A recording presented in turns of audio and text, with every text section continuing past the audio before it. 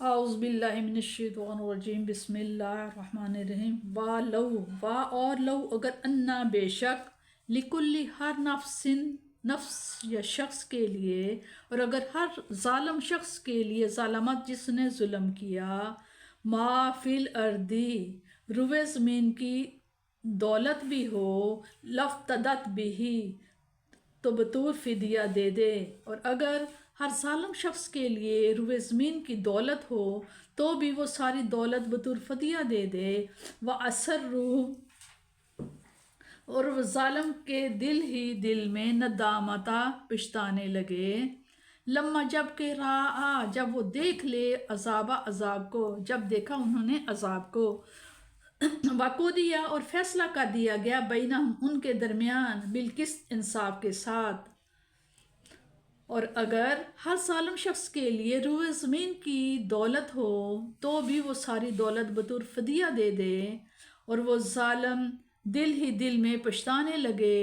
جب دیکھا انہوں نے عذاب کو،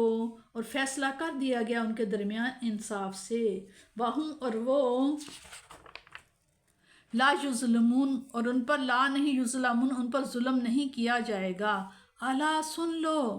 انا بے شک للہ اللہ ہی کے لیے ہے، ما جو کچھ فی السماوات آسمانوں میں ہے، والارض اور جو کچھ زمین میں ہے،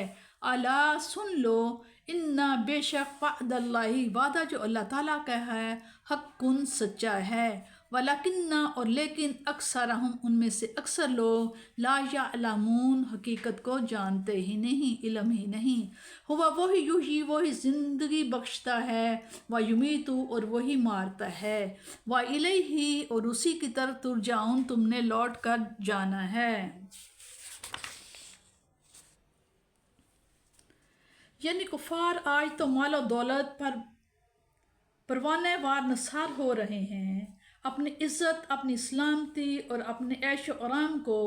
اسی سے وابستہ سمجھ رہے ہیں، لیکن کل جب یہ بارگاہ خداوند ذوالجلال میں حاضر کیے جائیں گے اور ان کے گناہوں کا بوجھ ان کی گردن پر لاد دیا جائے گا، دوزخ کے شعلے ان کی طرف لپک رہے ہوں گے، اس وقت ان کی یہ خواہش ہوگی کہ کاش ان سے یہ سب کچھ لے لیا جائے اور ان کی جان بخشی کر دی جائے، لیکن اس وقت ان کی خواہش پوری نہیں کی جائے گی۔ تو کیا یہ بہتر نہیں کہ آج جب در رحمت باز ہے اور تھوڑی سی کوشش سے اللہ تعالیٰ کو راضی کیا جا سکتا ہے، تو کیوں نہ اس موقع کو غنیمت سمجھا جائے اور اپنے رب کریم کو راضی کر لیا جائے، دنیا کی مال و متاع قلیل کی خاطر جو ضرورت اور مشکل کے وقت کھوٹا سکہ ثابت ہوگی، اپنے مولا کریم کو ناراض کر لینا آخر کہاں کی دانش مندی ہے۔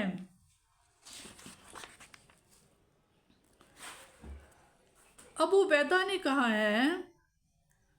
قیامت کا دن تکلف و تصنع کا دن نہیں ہوگا۔ بتایا جا رہا ہے کہ روز محشر جب خوفناک حقیقت سے پردہ اٹھائے گا تو ان کے دل کانپ اٹھیں گے،